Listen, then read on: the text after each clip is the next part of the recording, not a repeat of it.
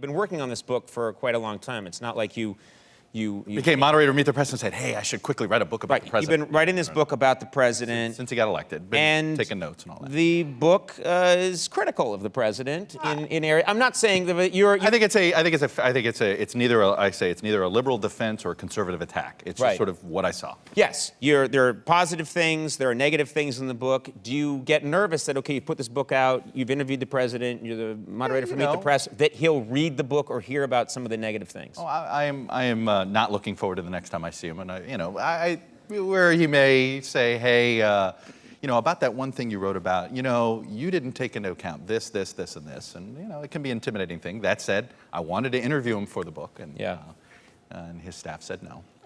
In your book, you say Obama and Hillary kind of like each other, which is something I maybe would not have assumed is true. I think everybody assumes they don't. The two of them like each other a lot more sometimes than the old staffs.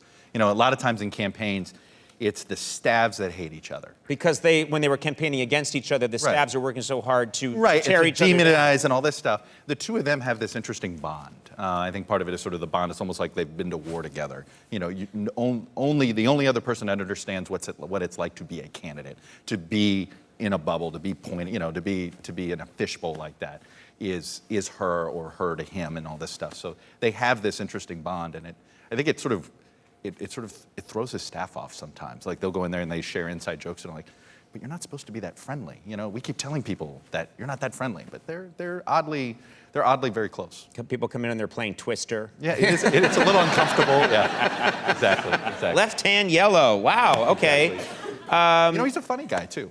Yeah, that's the sense I've in the times that I've gotten to interact with him, I get this. He's very quick, funny. He is. So he's got a good ironic sense of humor. No, I'll give you an example. So my wife's name is Christian.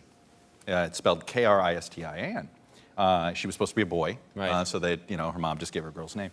Well, we're in the White House photo line during Christmas. We go up to him and she introduces her. Hi, Mr. President. My name's Christian. And he goes, hi, I'm a Muslim.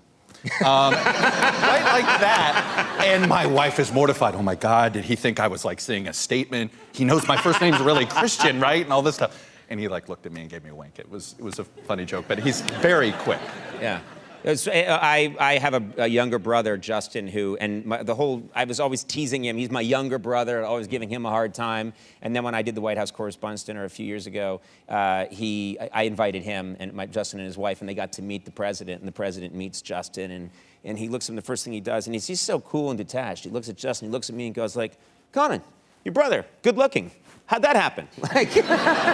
In front of everybody. It is. And my brother was so happy that he finally got his comeback. Finally! From the guy. He got the big guns in. Yeah, the President of the United States was like, hey, older brother, go to hell. Right, Finally, stick it to you.